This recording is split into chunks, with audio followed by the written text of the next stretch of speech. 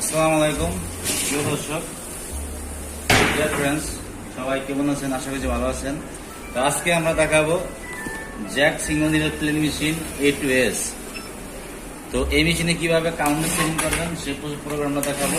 আমরা উৎপাদন গণনা করব, কিভাবে উৎপাদন গণনা করবেন সেটা দেখাচ্ছি। তো দেখুন আমাদের ডিসপ্লেতে কিন্তু 00 চলে আসছে, আমাদের ডিসপ্লেতে কাউন্টিং হচ্ছে না।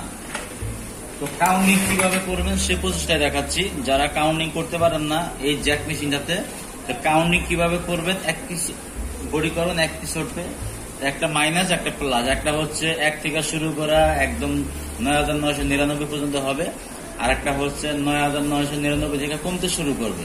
তো আমরা দুইটা প্রোগ্রামই দেখাবো, কিভাবে করব সেটা দেখাচ্ছি। SP দুইটা বাটন একত্রে চাপ দিতে হবে, চাপ দিয়ে সুইচ অন করতে হবে।